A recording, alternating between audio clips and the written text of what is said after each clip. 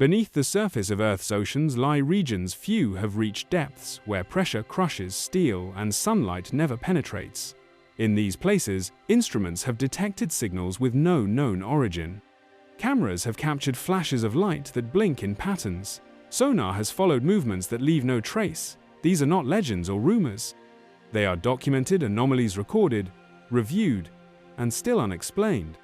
What you're about to hear are some of the ocean's most unsettling mysteries. Some were captured by machines, others were logged in official records or found with no one left to explain them. No clear answers. No conclusions, just the data and the silence that followed. The Bloop. In 1997, a sound unlike anything ever recorded came from the depths of the Pacific Ocean.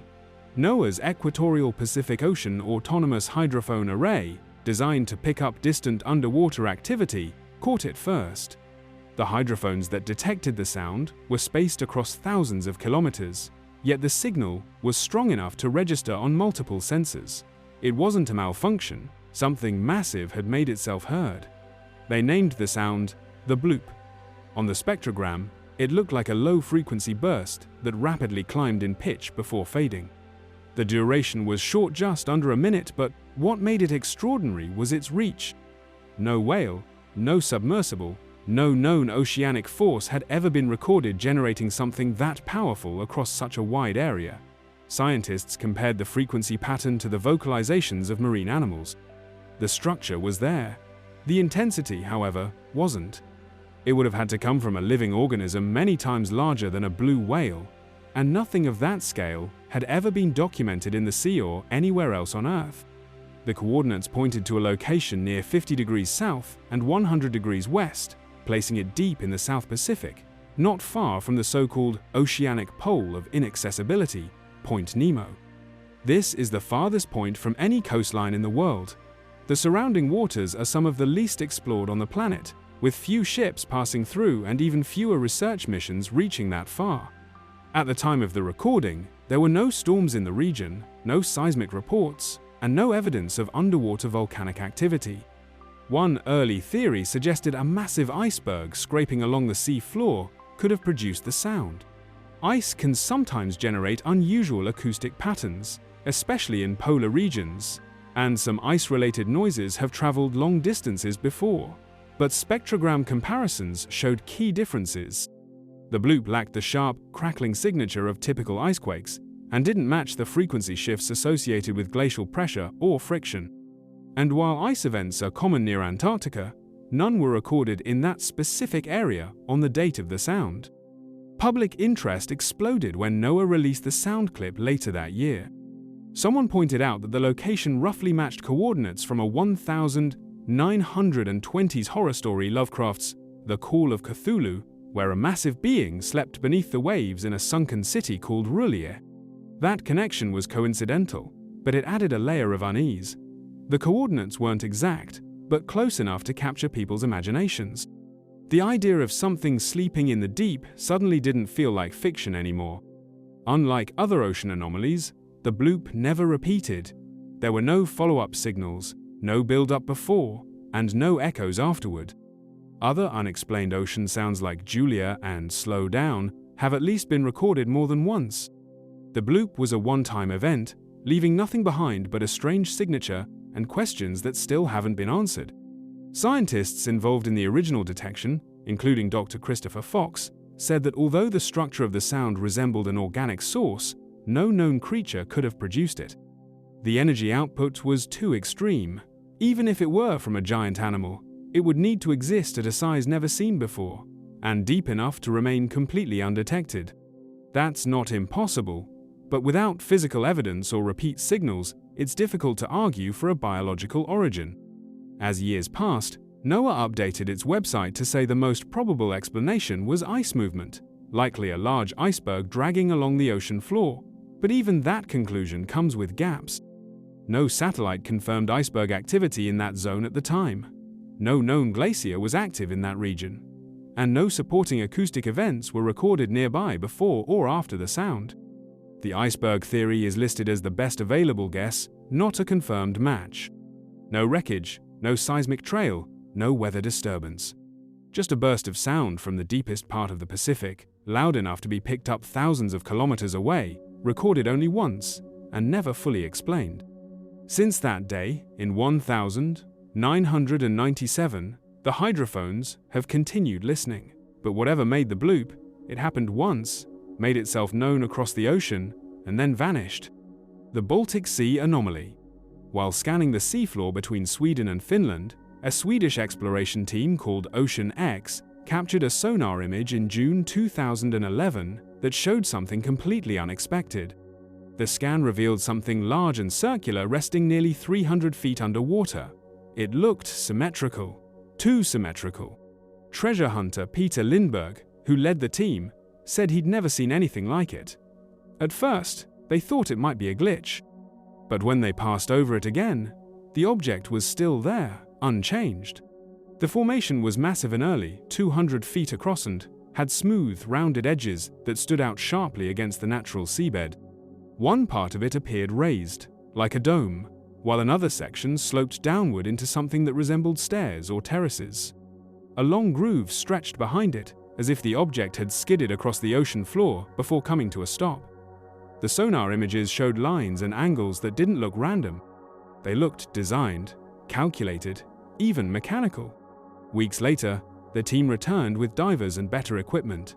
The water was dark, and visibility was poor, but they managed to get close enough to take low-resolution photographs and samples.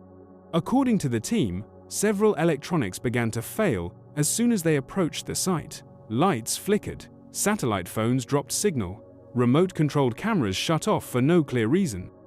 The issues stopped once they moved away from the object abruptly and without explanation. Underwater footage showed a smooth, curved surface that didn't match the surrounding rocks. Divers claimed the texture felt different from the rest of the seabed, harder in some places, almost metallic in others.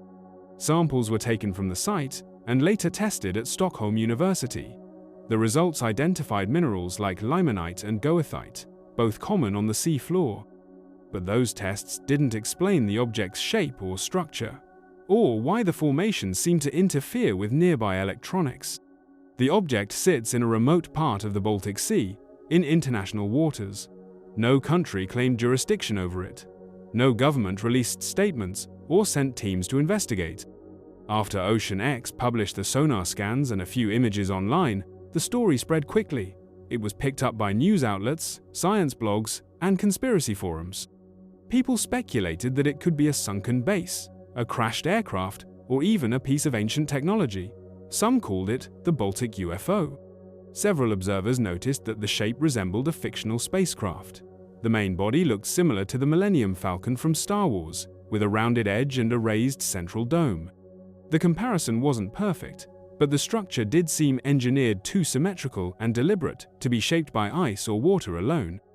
That impression is what kept the story alive long after the scans were released, circulating on niche forums and documentary channels. Skeptics responded quickly, offering natural explanations. Many said it was likely just a rock outcrop formed by glacial activity during the Ice Age. The Baltic Sea floor contains ridges and grooves shaped over thousands of years by ice sheets moving across it. To them, the so-called anomaly was just an unusual example of that process. But even among geologists, there was disagreement.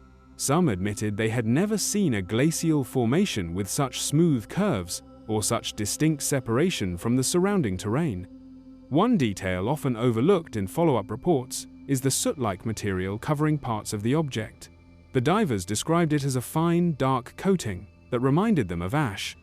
There is no nearby volcanic activity in the Baltic region, and the sea is not known for hydrothermal vents. No official explanation was ever given for the material's presence. The samples collected didn't match any known form of sediment commonly found in that area. It was there, but didn't belong.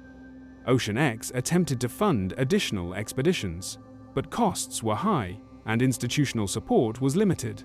Most universities and scientific bodies declined to participate. As a result, no high-resolution images of the full object have ever been released, and few independent dives have been conducted since.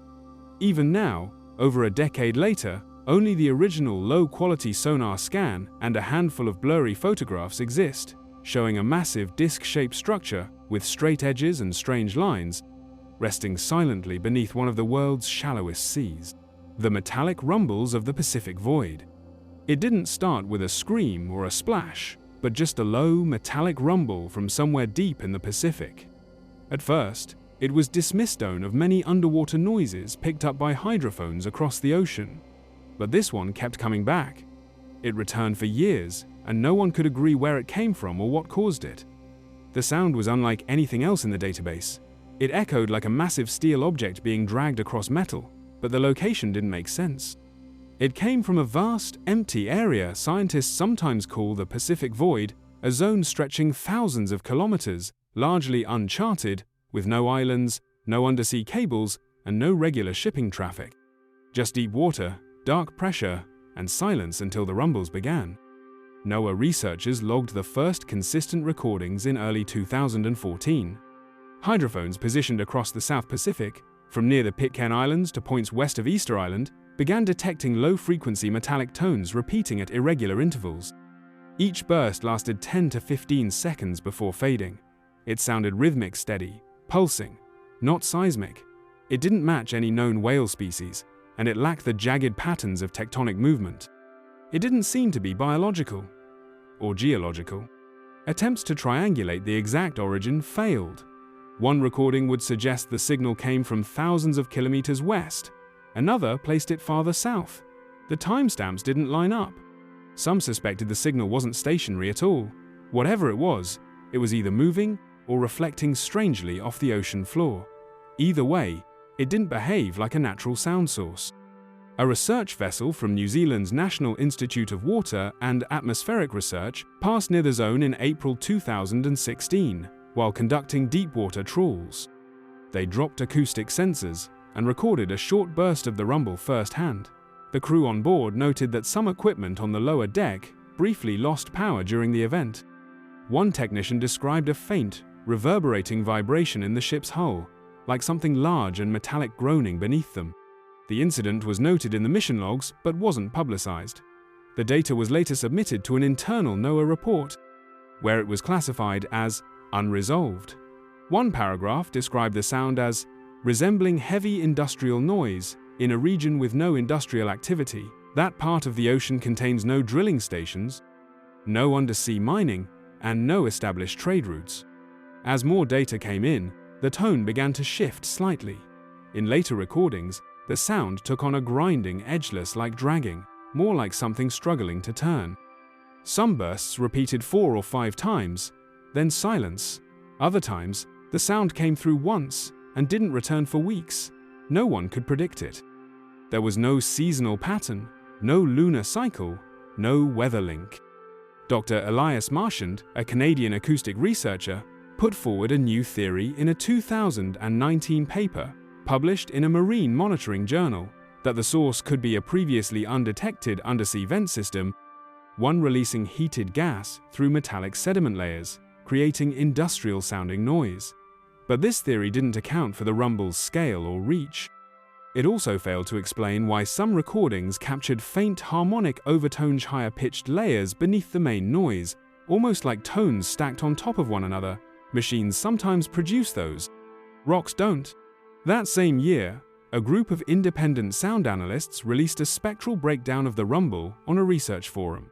One of the visualizations showed evenly spaced frequency bands, clean, symmetrical, unlike the chaotic spikes caused by earthquakes or landslides. In machine terms, it resembled a heavy engine revving up and slowing down in cycles. Efforts to send a dedicated expedition to the region stalled due to a lack of funding. Private vessels refused to divert routes through the area, citing unpredictable currents and poor satellite coverage. Several launches were quietly cancelled. The area remains poorly mapped, with few reliable bathymetric scans available beyond the basics. The rumbles still occur, not as frequently as before, but just often enough that the files continue to grow. The most recent confirmed recording was in late 2022, captured by a hydrophone array maintained by French Polynesia's marine monitoring program. It lasted 12 seconds, same tone, same metallic resonance. Still no clear source. The whistle from the Mariana Trench. Something strange was buried deep in NOAA's hydrophone recordings, an eerie sound, that didn't resemble seismic activity or marine life. It started with a low moan, rose sharply into a melodic whistle, then dropped off into silence. It was first noticed in 2016 by scientists reviewing data from the Pacific Marine Environmental Lab. The sound didn't match anything in their archives, and no one had heard anything quite like it before. Positioned in the Challenger Deep, the deepest known part of the trench, the hydrophone that captured the signal was operating in near-freezing temperatures under crushing pressure. Most of what lies down there remains unmapped, unreachable, and largely unknown. Temperatures are near freezing. The pressure is over 1.0 times greater than at sea level. Few machines can survive it for long. Human divers certainly can't. The sound lasted about 3.5 seconds. Its structure was clear, a low-frequency tone that suddenly shot up into a much higher pitch before falling again. That upward sweep was the most unusual part. Most natural ocean sounds don't follow that curve. Earthquakes, landslides, or volcanic activity tend to produce chaotic, spiking vibrations. Animal calls like whales or seal shave signatures that repeat or fluctuate within certain ranges. But this one was smooth, consistent, and oddly clean. Analysts later gave it a nickname, the Western Pacific Biotwang. They noted that it shared some characteristics with baleen whale vocalizations, particularly those made by minke whales. But there were immediate problems with that theory. First, the sound's frequency and duration didn't fully align with any known minke call. Second, it was recorded at extreme depths far deeper than where minke whales are typically found. And third, the structure was too simple. No harmonics, no layered clicks or pulses. Just a single, eerie whistle that didn't vary. Researchers published a brief paper later that year, outlining the sound's characteristics and inviting further investigation. But nothing definitive ever came out of it. No other research team stepped forward with a matching recording. No follow-up paper identified the source. And despite being monitored continuously, the sound hasn't been recorded again, not from that site or anywhere else. One detail buried in the report caught the attention of a few independent analysts. The hydrophone that picked up the sound was only recently deployed when it captured the signal. It hadn't been in the water for more than 48 hours. The whistle occurred in that short window, and then never again. That coincidence coming so soon after activation bothered some observers. If it were a routine animal call or geological event, why had no earlier deployments detected anything similar? Another strange aspect was the signal's clarity. Ambient noise in the trench is usually chaotic. Currents, distant seismic activity, and even the slow movement of sediment on the seafloor all produce background noise. But this recording came through with almost no interference. It was crisp, focused, like it came from something nearby, and something deliberate. There were no submarine operations scheduled in that area, no naval tests, no equipment failures or misreadings reported. The hydrophone was functioning normally before and after the event. NOAA ruled out mechanical error. It wasn't feedback, it wasn't distortion, and it wasn't electronic interference. Whatever made the sound, it happened in the water. A few marine biologists suggested it might be an unknown species, something adapted to the trench, capable of vocalizing at extreme depths, but others pushed back. There's no evidence of vocal marine mammals at those levels, no observed signs of communication, no remains, no visual confirmation of anything large enough to produce a sound like that under such pressure. And yet, the sound exists. The full recording remains public. It's only a few seconds long, but even in that short span, it feels unnatural. There's something almost artificial in its rise and fall, like a coded signal or a mechanical calibration. It doesn't stutter or waver like most biological calls. It doesn't echo like geological events. It just rises, holds for a moment, and vanishes. After years of monitoring, no second occurrence has been recorded. The whistle came once, in one of the deepest and most unreachable parts of the planet, and never returned. Scientists still don't know if it came from an animal, a machine, or something else entirely. They just know it was there briefly, and then it wasn't. The unexplained flashes of Lapa. Out in the open waters of the South Pacific, where the sea stretches undisturbed for hundreds of kilometers, people have long spoken of something strange, something that shouldn't exist. At night, in complete darkness, sudden flashes of light appear underwater. They don't glow like bioluminescent creatures. They streak like lightning, shooting through the water in a fixed direction. The people of Fiji, Tonga, and the Solomon Islands have known about them for generations. They call it Te Lapa. The lights don't hover or pulse. They move fast, always in a straight line, and they don't come from the sky or the horizon. They rise from the sea itself, starting beneath the surface and pointing toward land, sometimes toward islands that are far beyond the visible line. According to traditional navigators, Te Lapa appears most often on clear nights with no moon. The flashes are brief, just fractions of a second, but they return, one after the other, always moving the same way. Western documentation of Te Lapa began late, despite centuries of local knowledge. In 2009, an expedition led by ethnographer and sailor Mariana Trench joined a group of Polynesian navigators to observe the phenomenon near the island of Taumako. The team expected myth or misinterpretation. What they witnessed instead were clear, narrow beams of light streaking beneath their boat, unconnected to stars, clouds, or any atmospheric source. The lights pointed directly to nearby islands, sometimes ones more than 30 kilometers away. Recording the flashes proved difficult. They moved too quickly, and their intensity was too faint for standard equipment. In one instance, a high-speed low-light sensor captured a trace of the beam, just a narrow streak along the lower edge of the waterline, disappearing in the same direction every time. The lights came from below the surface, not above, and they didn't reflect or scatter like normal light. They sliced through water with unnerving precision. A marine biology team proposed that it was undersea bioluminescence, triggered by pressure shifts in deep channels. But no known organism behaves this way. Bioluminescent life forms either pulse or radiate. They don't move in silent, linear streaks over long distances. Another suggestion was that it could be some kind of electrical discharge, something like St. Elmo's fire, but those need atmospheric conditions, and Te Lapa only appears on clear, still nights with no storms nearby.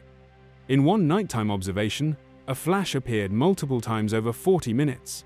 It came at a consistent angle each time, pointing toward a specific island beyond the horizon. The boat had no lights on. There were no other vessels within range. The water was still, yet the beam continued faint, sharp, and unwavering, like a signal from something deep and unseen. Traditional navigators trust Te Lapa and use it to find islands across the open ocean when stars are hidden or GPS is unavailable. To them, it's not a mystery. It's a function of the sea and not yet fully understood, but no less real. They describe it not just as light, but as a current of energy moving through the water, visible only under exact conditions, and invisible to those who don't know where or when to look. One of the most puzzling features is how Te Lapa behaves underwater. Light usually diffuses in salt water. It bends, scatters, and loses focus. These beams don't. They travel in a straight, defined line, as though they aren't light at all, but something else, something using light as a visible trace. Some observers reported a low vibration when the flashes passed, a soft pressure under the skin like a pulse, or the static hum of nearby equipment, but there was never any heat, no radio interference, no electrical spike. There is no known equipment capable of producing underwater beams that behave this way without a visible source. Yet Te Lapa appears without warning, without structure and explanation. It doesn't align with undersea cables, fault lines, or hydrothermal vents. It has no schedule, no known pattern. The logs of the 2009 expedition remain stored in limited access archives, occasionally reviewed but never formally published. No follow-up missions have been announced. Among oceanographers, the flashes are a rare curiosity, but for navigators still guided by waves and memory, Te Lapa is not a question. It is a fact seen, used, and unexplained. The crater that appeared overnight, Azores. Fishermen from the island of São Jorge were the first to notice something unusual just before sunrise. The water near a familiar patch of sea had changed. It churned in place with no wind to stir it. By mid-morning, a large circular crater had appeared in the ocean, visible from the cliffs above. It wasn't a sinkhole, it looked more like a pit torn into the sea itself, a wide depression where the water swirled without settling or spilling over. This happened off the coast of the Azores in April 2020. The exact location sat between São Jorge and the smaller island of Pico. Locals initially thought it was a whirlpool, but satellite images taken 2 days later showed something more stable, a dark ring nearly 80 meters across, darker than the surrounding water, with sharply defined edges. No plume, no eruption, no disturbance on the surface, just a perfect circle that hadn't been there the day before. Oceanographic teams from Ponta Delgada tried to investigate, but reaching the site proved more difficult than expected. Sonar scans showed an abrupt drop in the seafloor nearly 30 meters down, as if part of it had caved in, but the slope didn't match volcanic crater profiles common to the region. The Azores sit on the mid-Atlantic ridge, where seismic activity is frequent, yet no earthquakes had been recorded in the area in the days or weeks before the formation appeared. One research vessel, Mar Leste, experienced bursts of static on open radio channels, despite no cloud cover, lightning, or wind. Divers were eventually sent from the University of the Azores. Their descent was cut short after several instruments began malfunctioning. Depth sensors blinked out at 40 meters. Cameras picked up flickering light distortions and stopped transmitting entirely. One diver described a humming sensation in his chest as he got closer to the depression, like a vibration pressing inward. He returned early. His dive computer showed no decompression anomalies, but the recorded dive time didn't match his teammates' log. Neither could explain the difference.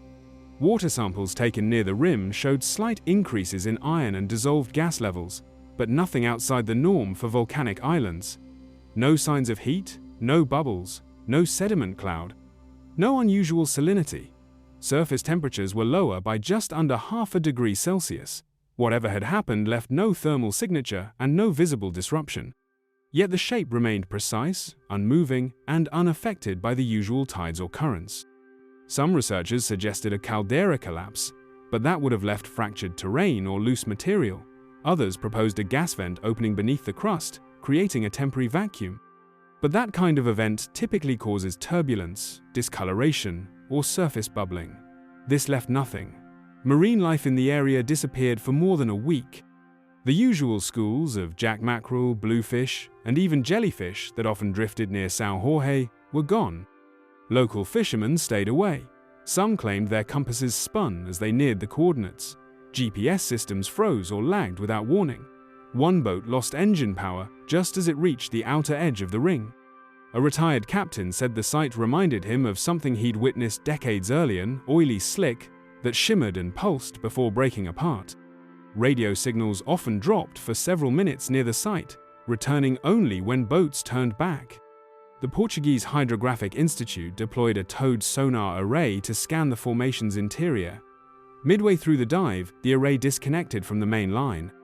The recovery cable came back uncut, but the sensor module at the end was missing. There were no signs of force, tearing, or damage. The mission was cancelled, and no follow-up expeditions were approved that year. Unofficially, several researchers said they weren't comfortable returning to the site. By early summer, the depression began to fade. Not suddenly, but gradually, over several days. The sharp edges softened, water clarity returned, currents resumed. By July, the formation had nearly vanished from satellite view. Regional maps labeled the area Zone Irregular. Fishing boats avoided it, even after the shape was gone. No official explanation was issued. Photographs, dive logs, and sonar recordings were quietly archived.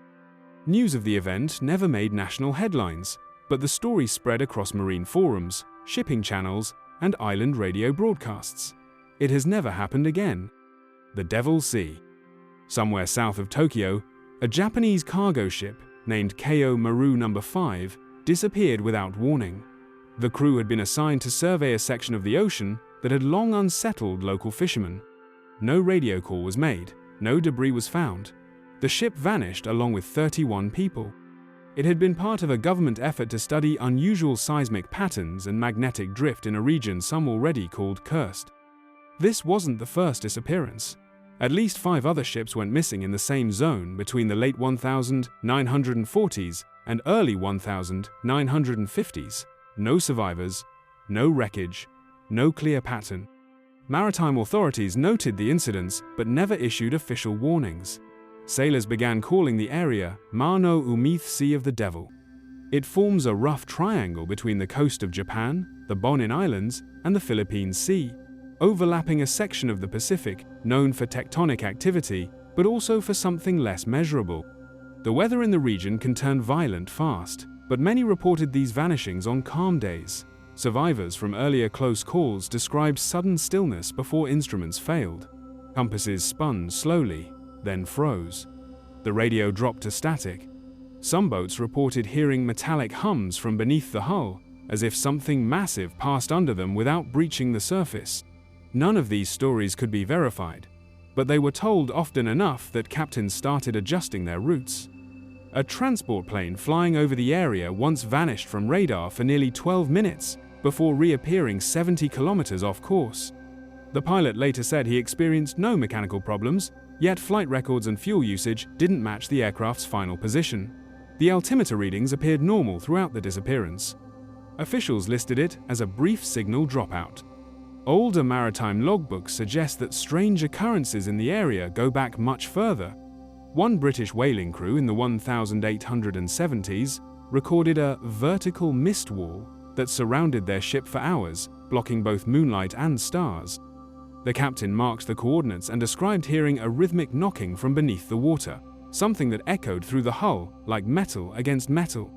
A Japanese cargo vessel reported passing through a low-lying fog bank that disrupted its magnetometer during a routine voyage in 1958. The reading fluctuated by 15 degrees before settling, then repeated the same deviation at the same coordinates on a return voyage 3 weeks later. Engineers on board ran diagnostics and found nothing wrong with the equipment. The crew made a note of the incident but never reported it officially.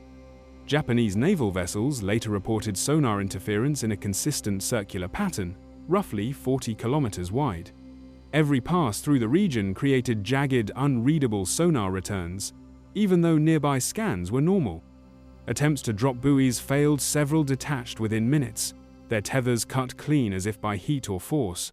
One crew said a deep thud followed the last release, like something catching the buoy line and pulling. Oceanographer Dr. Yasuhiro Tanaka tried to map the region's magnetic anomalies using fluxgate magnetometers and early satellite measurements. His team identified 2 zones where geomagnetic drift exceeded 10 degrees. Neither site had volcanic rock or known metal concentrations. One anomaly was located just south of Hachijojima. The second appeared over a basin with no detailed bathymetric scan. The project ran out of funding before they could return with updated sensors. A fishing trawler reported sonar pings showing 2 seafloor sewn flat, one curved about 20 meters apart. The operator said it looked like something massive had settled just beneath the sediment, but every attempt to scan it again failed. Divers refused to enter the water. The vessel avoided the area after that. During a 2003 expedition out of Yokosuka, a research team lost main power while nearing the region. The backup system came online without showing any malfunctions, but multiple dive recordings from the mission were later found to be corrupted. One technician reported seeing a sharp flash beneath the surface just before the blackout. No movement, no sound, only a vertical beam that blinked out in seconds. Today, the Devil's Sea remains unmarked on official hazard charts. The area is still crossed by commercial vessels, but many captains choose longer routes to avoid it. No laws force them to, but the habit persists. They say the sea there feels too quiet, too empty, like something is just waiting underneath. The black silhouettes of the Philippine Trench. Fishermen working off the coast of Mindanao told stories that didn't make sense. Some claimed to see enormous, slow-moving shapes rising just beneath the surface before vanishing again into the dark. No fins, no glow, just black masses that drifted silently beneath their boats, leaving no wake and no splash. Nets returned empty, tangled, or torn clean through. The shapes made no sound, yet left an impression that something large was watching from below. It only seemed to happen near the drop off the edge where the shallow shelf falls sharply into the Philippine Trench. The trench drops over 10 meters, and much of it remains unmapped. Unlike the Mariana Trench, which is frequently surveyed, this stretch of the ocean has fewer expeditions, fewer sensors, and fewer explanations. Every once in a while, a crew would stop returning. Sonar scans from commercial vessels crossing the area have shown brief flashes of movement near the edge of the abyss. Not fish, not whales.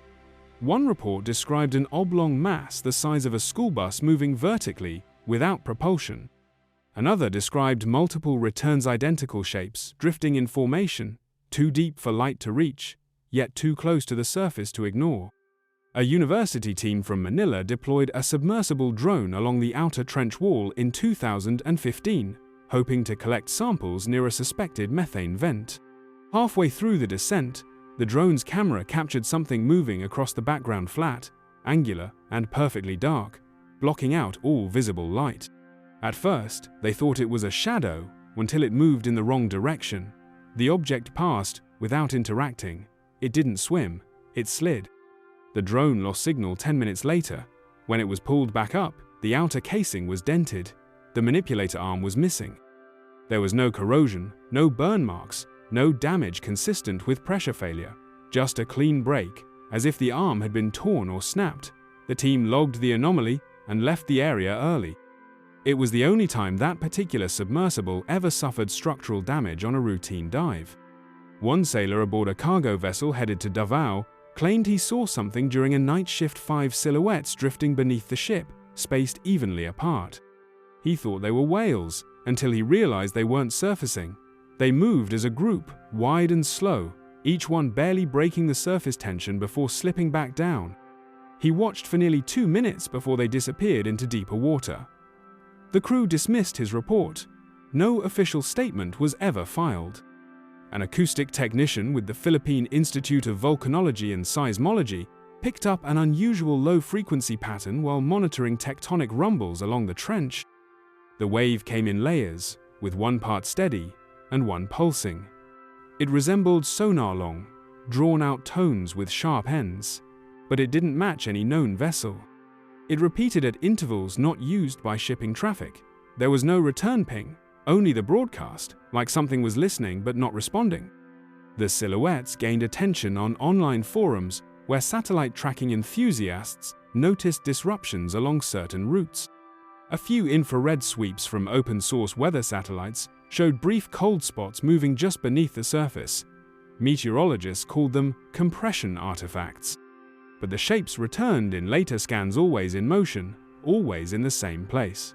A thread about the phenomenon reached over 1,000 posts before being deleted from one marine research forum with no explanation. A Japanese survey vessel revisiting the region in 2019 reported several of their underwater drones experiencing rapid pressure fluctuations and transmitting static. The mission log mentioned unexpected ballast drift and subsurface displacement. Officially, it was blamed on an undersea landslide, but the slope beneath them was flat. The drones were recovered, but 3 of the memory cards had been wiped clean. Several researchers proposed that the trench's geography might create illusions, temperature layers, sudden shadows, lensing effects, but those theories didn't explain the missing equipment. They didn't account for sonar readings that showed objects too large to be fish, too smooth to be volcanic, and too quiet to be mechanical. And they couldn't explain why fishermen who had worked those waters for decades had begun to turn back before reaching the edge, not because of storms, not because of pirates, but because something out there moved when nothing should. The murmuring ocean floor. It started as a background hum, barely noticeable, just a faint, low vibration picked up by deep-sea hydrophones anchored along the Cascadia subduction zone. The sensors had been placed there to monitor tectonic activity along the Pacific Northwest, and for weeks in early 2021, they recorded a sound that didn't match any known seismic pattern. It was continuous, like a whisper carried through stone, rising and falling in slow waves. When the audio was reviewed by marine geologists, some initially thought it might be a malfunction, but the murmuring wasn't coming from one sensor. It was picked up across multiple arrays, spread over 300 kilometers of seafloor. Each recording had the same signature, a modulated, low-frequency tone with slight fluctuations, consistent enough to track but too irregular to classify as tectonic motion. There were no tremors, no quakes, no volcanic activity, just sound. Instruments located off the coast of Oregon and Washington detected the same signal at staggered intervals, as if the source was moving, shifting slowly across the seafloor. It didn't pulse like whale song, nor did it echo like sonar. It lacked the sharp edges of mechanical noise. One technician described it as a deep, breath-like murmur, too steady to be alive, too soft to be a machine. The murmuring continued through mid-February, at times growing louder before fading to near silence. Then it would return, unchanged. NOAA researchers attempted to isolate the sound and compare it to archived data. Nothing matched. It wasn't thermal vent activity, nor sediment shifts. One spectrogram showed subtle, harmonic layering faint overtones stacked on top of the main signal, spaced with eerie precision. That pattern didn't appear in any of the surrounding geologic recordings. It came only from the stretch between the Wandafuka Ridge and the trench. A research vessel, Ewing Grace, was dispatched to the area in March with a team from Oregon State University. They deployed a series of underwater microphones and autonomous gliders to follow the sound. As they tracked the signal southwest toward the edge of the abyssal plain, the volume remained steady, but the direction kept shifting. Sometimes it came from below the vessel. Sometimes it moved laterally, as if slipping between layers of rock beneath the sediment. One of the strangest observations came from a remotely operated vehicle sent 20 meters down. As it neared a section of uneven seafloor, the vehicle's feed began picking up faint vibrations, not as sound, but as image distortion. The camera flickered, the frame shook slightly. The operators thought it was a mechanical issue until the vehicle moved away from the area and the image stabilized instantly. They ran diagnostics. No faults were found. That same dive recovered a sample of crust material from a narrow trench marked by sonar anomalies. The rock was ordinary basalt, but embedded within it were microscopic bubblestony, spherical voids, completely sealed, with no known explanation. When analyzed under pressure, the bubbles didn't collapse, they held their form. A metallurgist brought in to assist the analysis remarked that the structure was unnaturally uniform for something buried in sediment for millennia. After weeks of study, the sound continued, never intensifying, never vanishing, just murmuring beneath thousands of meters of water. Some at NOAA considered the possibility of a slow rupture forming deep below the crust. Others proposed a deep-sea resonance effect, where cavities in the rock might amplify distant seismic noise. But these were working theories, not conclusions. No known event or system could account for a signal that persisted without variation for weeks. A separate team at Woods Hole Oceanographic Institution ran an amplitude scan of the signal. They noticed a pattern that repeated every 19 hours and 17 minutes. Not linked to the tide, not lunar. Nothing in the database explained that interval. It wasn't perfect, but it was enough to suggest intentional timing, like a beacon or coded emission, faint and slow enough to be mistaken for background noise. During one particularly strong murmur, an offshore cable relay used for ocean data transfer dropped signal for 7 minutes. The relay wasn't damaged, and data resumed normally afterward. But in that brief window, several internal clocks reset themselves to default. That's not supposed to happen without a hard reboot. By April, the sound began to taper off, not all at once, but gradually, like it was receding into the crust. Some instruments continued to pick up faint echoes into May, but they grew weaker and more erratic until there was nothing left to track.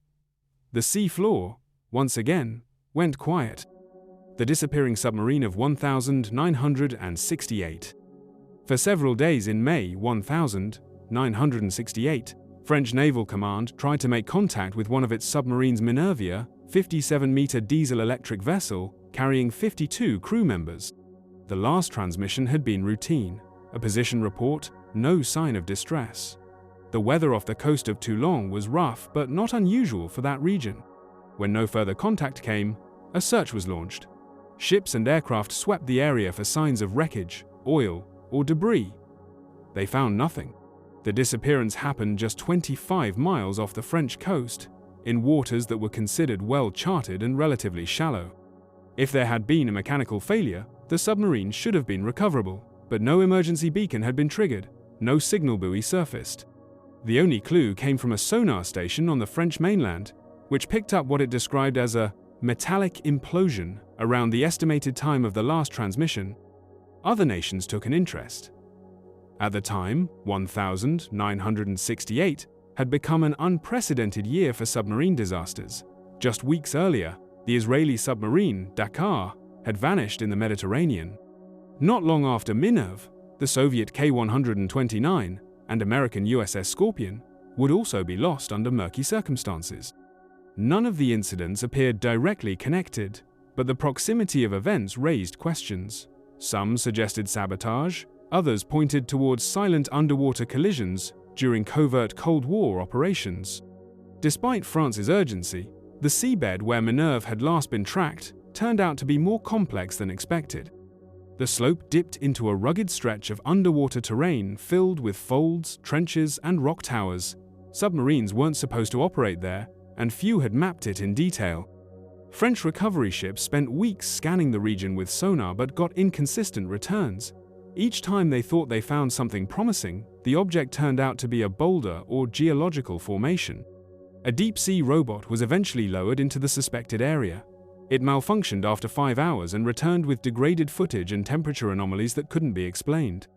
The dive log noted sharp pressure fluctuations around 2.0 meters too deep for Minerve to have descended without catastrophic failure.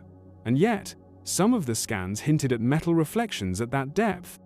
There were no black box recordings, no distress code was ever sent. Families of the crew were told only that the submarine had vanished and likely imploded due to a sudden structural failure. Internally, French officials remained divided. Some believed the sub had descended too fast during a practice dive. Others suspected that a nearby NATO exercise had accidentally jammed communications and scrambled navigation. One theory suggested a secret tracking device might have failed, misleading the recovery effort entirely. A private salvage company reported a sonar contact not far from the original search Grida cylindrical structure buried halfway into a sediment slope. The detection happened during a limited sweep in 1970 using older side scan equipment. Before they could return with verification gear, a storm swept through the area and disrupted the seabed. When the team came back months later, the signature had vanished. No structure, no reading, nothing left to trace.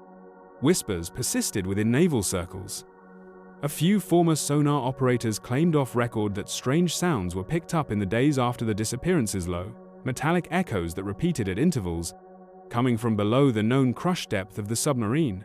These accounts were never verified and never included in official reports. The French Navy quietly closed the case by the early 70s, declaring the vessel lost with all hands.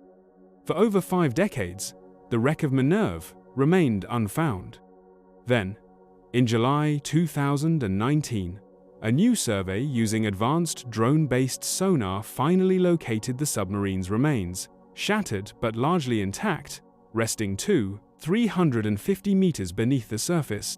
It had somehow traveled farther and deeper than anyone had estimated. But the cause of its descent, and the reason no wreckage had been visible in previous scans, were left unresolved. Some parts of the hull were strangely twisted, as if compressed from multiple angles at once. No one could say why no emergency signal was ever sent, or how the implosion so clearly picked up by sonar in 1968 didn't scatter more debris. Most of the vessel remained sealed. Instruments had corroded beyond use. The final moments of Minerve still aren't known, only that it sank straight into silence and stayed hidden for 51 years in waters that had been searched again and again. The saltwater skeletons of Andaman. A diving group off the west coast of Little Andaman spotted something strange near the edge of a coral shelf. One diver surfaced early and reported seeing what looked like bleached branches caught in a rock crevice pale and tangled. When the rest of the group descended to investigate, they realized they weren't looking at coral or driftwood. The shapes were bone. The remains weren't buried or scattered. They were standing vertically. Entire rib cages upright in the sand, some tilted, others perfectly aligned with the slope of the seabed. Skulls rested nearby, partially embedded in silt, with jawbones still attached. No clothing, no rope, no tools, just bones, hundreds of them, preserved in saltwater, untouched by sea life. After surfacing, divers marked the coordinates and sent word to the local port authority. Within days, a naval patrol from Port Blair sent a small research unit to verify the site. Their initial report logged 31 complete skeletons and dozens of fragmented remains, all within a 60-meter radius. They described the layout as unnatural, not shipwreck debris, not burial mounds, and not the result of currents or landslides. Marine biologists from the National Institute of Oceanography reviewed photos and noted how the bones appeared unusually clean, without typical signs of erosion. One commented that the vertebrae still retained alignment, even in the absence of soft tissue. That kind of preservation, in warm saltwater, should have been impossible without embalming or sealed burial. These skeletons were exposed, resting openly along the seabed. Efforts to carbon date the material proved problematic.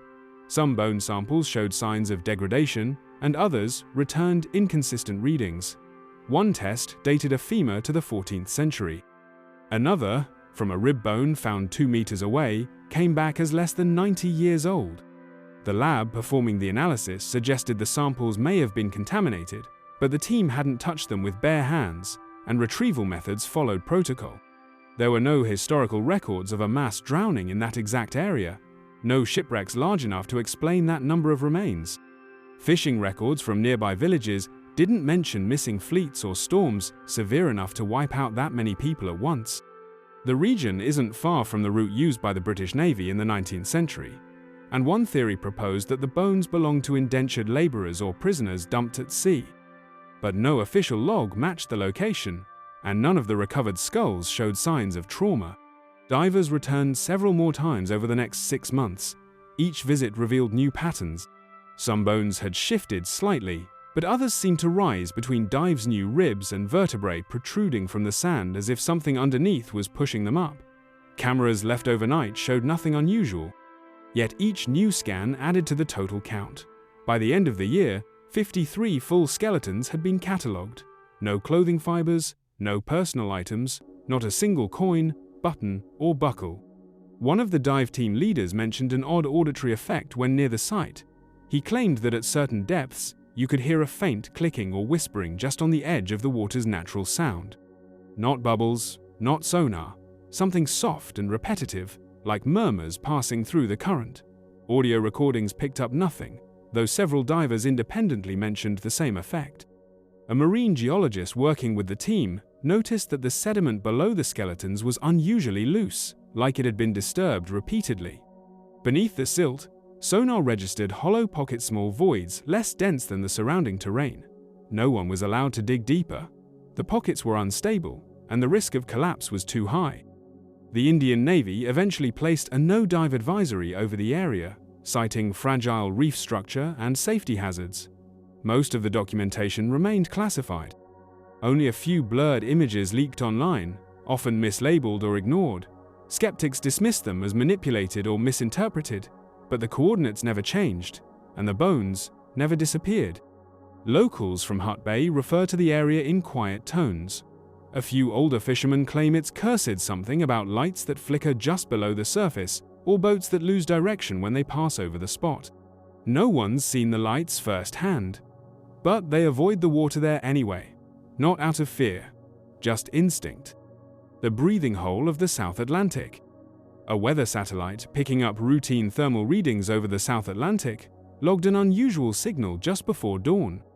Near a calm patch between Tristan da Cunha and the Mid-Atlantic Ridge, one infrared band showed a circular zone where the surface temperature shifted rhythmically cooler, then warmer, then cooler again. The pulse repeated every 4 minutes for nearly an hour before fading completely. No ship was present, no storm was forming. The ocean appeared still. A week later, a fishing trawler crossing the same corridor reported what the captain described as the ocean exhaling. Just after midnight, the water directly beneath the vessel rose slightly not from a wave, but as if the sea itself had expanded. A low hiss followed, like pressurized air escaping from beneath the surface. Then nothing. The crew saw no gas bubbles, no debris, no bioluminescent glow. They left a buoy at the site and moved on. The buoy's data was sparse. Currents were mild. Temperatures stayed within the expected range, except for a brief dip of 0.6 degrees Celsius that lasted fewer than 3 minutes. Pressure sensors recorded one fluctuation too large to be a fish, too small for tectonic movement. It didn't repeat. Researchers reviewing the data flagged it for further analysis, but moved on when no matching events were found elsewhere. 6 months passed before a French research vessel mapping part of the Mid-Atlantic ridge passed over the same coordinates. A technician monitoring sonar noticed a shallow depression on the seafloor, circular indentation roughly 30 meters wide, smooth along the edges, and deeper in the center. The formation wasn't on any previous maps. It wasn't volcanic or glacial. Sonar sweeps picked up something odd just beneath it.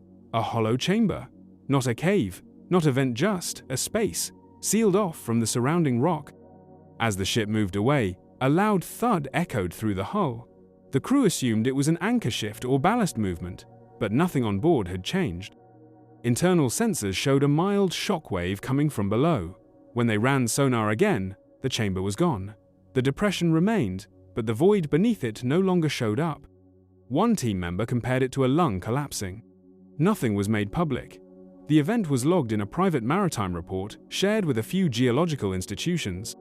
But rumors surfaced online months later when satellite tracking hobbyists spotted recurring heat signatures near the same coordinates. Not consistent, not frequent, just 1 or 2 a year, always at night, always brief. The temperature pulses matched the original reading, circular, faint, and oddly timed, like something beneath the water was cycling. One marine biologist from Cape Town tried to match the data with known animal migrations, hypothesizing that large deep-diving whales might disturb sediment or gas pockets. But the hole's pattern didn't align with any biological schedule, and no animal was large enough to trigger the pressure shifts noted by the research vessel. The noise wasn't biological, it wasn't volcanic, and it wasn't linked to currents or weather. A drone operated by a private oceanographic firm captured brief footage in 2021 of the surface ripple near the same site. The water didn't rise or swirl, it flexed. A shallow dome formed, held for a few seconds, and then receded, leaving the sea completely flat. The video never went viral, partly because the company pulled it offline within hours. Copies exist, but they're low resolution and mostly dismissed as edited or misinterpreted. Divers have never gone down to the exact site. It lies too far from support stations and too deep for casual descent. Most institutions show little interest, citing limited data and the risks of sending equipment into unmapped terrain. But several survey crews have reported transient issues when passing nearby. GPS delays, magnetic fluctuations. One even claimed that their winch cables tightened momentarily without tension from below, as if something pulled briefly, then let go. Older fishermen from nearby territories, St. Helena, Ascension sometimes mentions a place where the ocean breathes. They describe it as a calm zone that hums softly on still nights. No one gives coordinates. No one lingers when the hum begins. The site isn't officially marked on any charts, but the depression still appears on sonar. Round, still, waiting. The silent zone. Radio technicians aboard a Chilean weather monitoring vessel first noticed it. Somewhere off the Nazca Ridge, every signal they sent across a certain frequency range returned kleno, echo, no noise, just silence. It wasn't interference because the instruments were functioning properly, but when aimed toward a specific quadrant of the South Pacific, the response was total dead air. Even the natural background static seemed to vanish. The ship's crew rechecked their systems, switched antennas, and rotated bands. The silence persisted in one direction only, and it was sharp, like someone had drawn a line through the sea. Outside that line, everything functioned. Inside it, nothing. Word of the anomaly circulated through the small community of oceanic communication analysts. A few skeptics blamed solar weather or magnetic disruptions, but nearby vessels reported no such issues.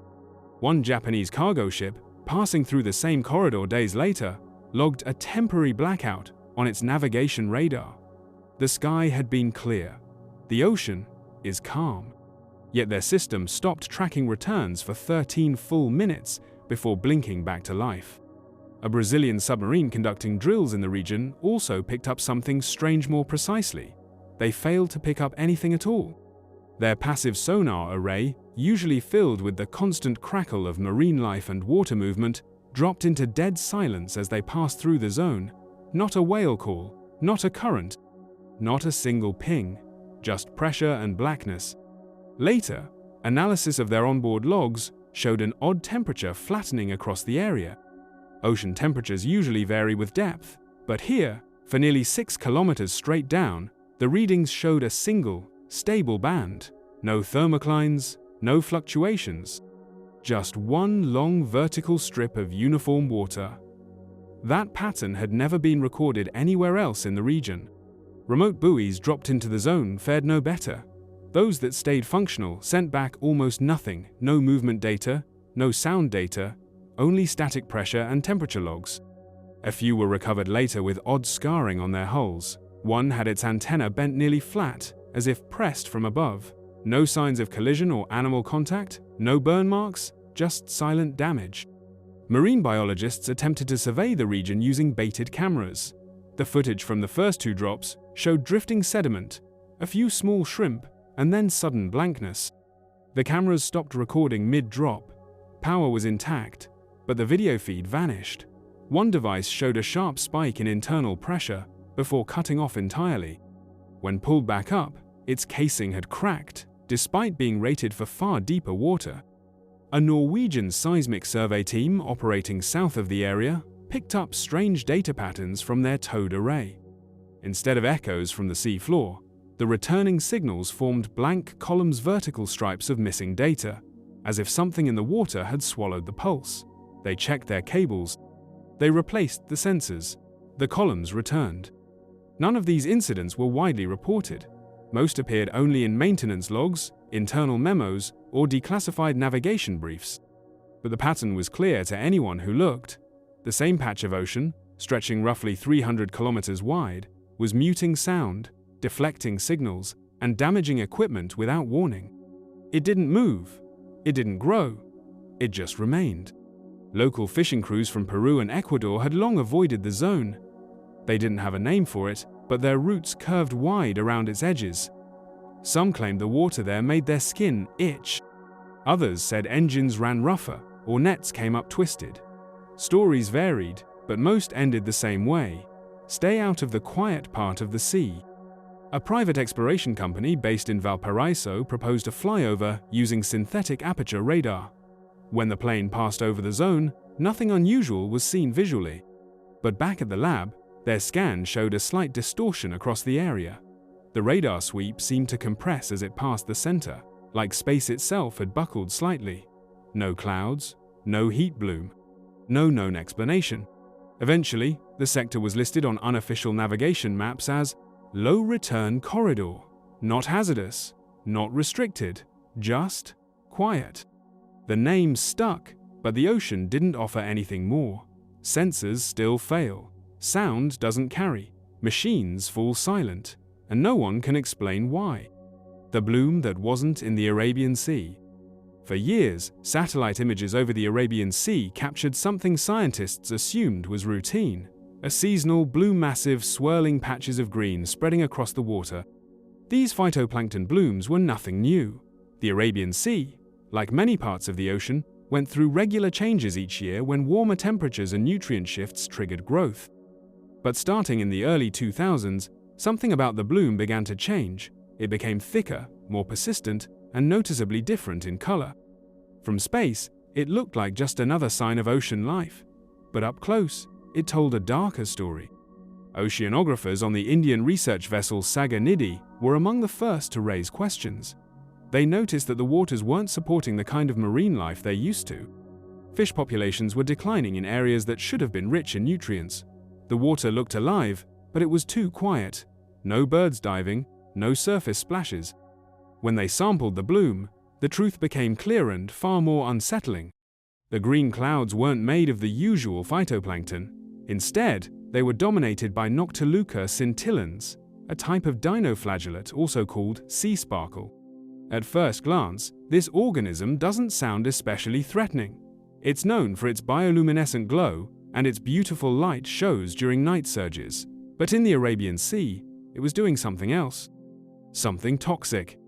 Unlike most blooms, which support the food chain by feeding small fish and zooplankton, Noctiluca doesn't play by the same rules. It consumes other plankton, hoards ammonia in its body, and releases toxins that disrupt marine ecosystems. As it spread, the sea began to change. The oxygen levels in the water dropped, leaving vast areas hypoxessentially dead zones. The Arabian Sea, once teeming with fisheries and supporting coastal livelihoods, started to turn into a biological desert. What puzzled scientists even more was how fast it happened. Historical records from Indian Ocean expeditions in the 1980s showed no sign of Noctiluca dominating this region. Even in the early 90s, traditional diatom blooms still played the leading role, but by 2005, this new creature had taken over. Some researchers blamed warming sea temperatures. Others pointed to changing monsoon patterns, which stirred up deeper, nutrient-rich waters in unusual ways. But even combined, these didn't fully explain the scale of the transformation. One research team from Columbia University, led by Dr. Joaquim Goes, tracked the bloom's behavior for over a decade. They published a series of studies between 2013 and 2019, showing that the Noctiluca bloom wasn't just spreading, it was becoming permanent. The bloom no longer came and went with the seasons. It lingered, like a stain on the sea. Goes called it a planetary-scale transformation, something that had effectively re-engineered one of Earth's major ocean systems. Local fishermen had their name for it, the Green Death. They spoke of fish vanishing from once reliable fishing grounds, of engines choking on thick water, of nets returning empty even after long nights at sea. Coastal villages in India, Pakistan, and Oman began to feel the effects economically. But there were also quiet reports of illness, people developing skin rashes, respiratory problems, and unexplained fevers after spending too much time near the water. Still, the global spotlight never fully turned toward the Arabian Sea. The bloom was out of sight, far from tourist coastlines, and easily dismissed as an ecological curiosity. But beneath the surface, the Noctiluca were growing by the billions. Each one carried a pocket of ammonia. Each one contributed to the slow suffocation of marine life. And each bloom meant one less place where life could thrive. In recent years, automated underwater gliders and deep-sea drones have returned more data from the region. What they found was sobering. The hypoxic zones aren't shrinking, they're expanding. Some researchers warn that, if the trend continues, the Arabian Sea could become the largest dead zone on the planet. A body of water once crucial to trade, life, and weather patterns might quietly collapse into something lifeless. What started as a beautiful bloom on satellite images was never just a bloom. It was a signal ignored for too long, hidden behind green swirls and surface calm. The Arabian Sea hadn't come alive. It had started to die. The seabed tracts of the Chagos archipelago. South of the Maldives, in the heart of the Indian Ocean, lies the Chagos archipelago, an isolated chain of coral atolls and submerged banks surrounded by some of the deepest and least explored parts of the ocean floor. It's a remote place, with few ships, fewer people, and almost no commercial activity. But when oceanographers reviewing sonar scans stumbled across a strange pattern etched into the seabed in this region, they couldn't explain it. The patterns didn't match anything seen in nature or known technology. They looked like tracks, massive, sweeping paths pressed into the ocean floor, running for kilometers at a time. The data came from a series of deep-sea mapping missions in the early 2010s. Ships, outfitted with multi-beam sonar, were tasked with surveying the underwater terrain of the British Indian Ocean territory. Most of what they found was predictable ridges, escarpments, underwater volcanoes, but then came the anomaly. Several scans showed parallel grooves carved into the seabed, nearly uniform in width and depth, weaving through a flat section of ocean floor with no apparent cause. At first, researchers thought the marks might be from a towed sonar array dragging too close to the bottom, but when they traced back the ship's movements, they found the vessel had never entered that exact region. The tracks existed independently of any human activity during the scan. That ruled out equipment error. Then came the idea of natural forces. Could tectonic activity, underwater landslides, or strong currents have created them? But nothing fit. The seafloor in that area is stable. The patterns were too clean, too symmetrical, and too wide. Some of them stretched more than 2 kilometers long, and each groove was spaced almost precisely apart, like tire tracks left behind by something massive. The Chagos region isn't well studied. Due to its military restrictions, especially around Diego Garcia's scientific expeditions, they are rare and often limited in scope. But in 2015, a small team from the University of Southampton managed to gain partial access to archive datasets from earlier hydrographic missions. They compared the unusual tracks with known geological formations and man-made activity. Still, nothing matched. What they saw defied expectations: impressions in the sediment, 3 to 4 meters deep, continuing across wide stretches with no starting point and no visible source. Some suggested they could be the result of ancient glacial activity, but that theory was dismissed. The Chagos seabed lies far below where glaciers could have ever existed. Others speculated about deep-sea trawling vessels, but trawlers leave chaotic scars, not neat, parallel trenches. And then there's the fact that these patterns appear at depths greater than 4.0 meters, well beyond the reach of most fishing equipment. The few published reports on the anomaly were vague, often buried in broader geological surveys with little public attention. But among marine geologists who saw the scans firsthand, there was quiet fascination. Something had moved along the sea floor, and whatever it was had left deliberate, continuous impressions. There were no displaced rocks, no sign of propulsion, and no biological explanation. These weren't the markings of a migrating creature or the aftermath of underwater burrowing. They were linear and mechanical looking, the way roads or tracks might appear if built on land. Only they were found thousands of meters below the ocean's surface. Independent researchers who later accessed open-source bathymetric data pointed out similar patterns near other underwater plateaus, but none were as distinct as the ones near Chagos. In online forums and obscure academic circles, whispers began about unregistered submersibles, secret military projects, or something older machines or objects that had passed through long before anyone had started mapping the sea floor. As of today, no official explanation has been released. The tracks remain visible in data collected over multiple years by different vessels. Their depth, consistency, and location rule out every common theory. And since the region is now under tighter control, with most civilian access restricted, the mystery has only deepened. The seabed tells a story, but it's one we can't fully read. There are places in the ocean where strange things happen, moments that science hasn't caught up to, or perhaps simply hasn't wanted to look too closely at. Near the Chagos archipelago, the seafloor still carries marks of something that moved with purpose. Whatever it was, it left a trail behind, and then it vanished. The ghost signals off Point Nemo. Far out in the South Pacific Ocean, thousands of kilometers from any landmass, lies a place so isolated it's been called the oceanic pole of inaccessibility. Point Nemo. It's the spot on Earth farthest from any coast, a stretch of sea so remote that the closest humans are often aboard the International Space Station, orbiting hundreds of kilometers above. For most, Point Nemo is little more than a coordinate on a map. But for deep-sea monitoring stations and acoustic researchers, it has become something else entirely. A place where strange, unexplained signals have been picked up, signals that don't belong. The first hints of something odd came in the late 1990s. NOAA's Pacific Marine Environmental Laboratory, which runs a network of underwater microphones called hydrophones, began capturing low-frequency sounds they couldn't explain. These weren't the kind of rumblings caused by shifting tectonic plates or underwater eruptions. They were structured, rhythmic, and at times eerily mechanical. The signals would rise and fall in precise intervals, often repeating with slight variations.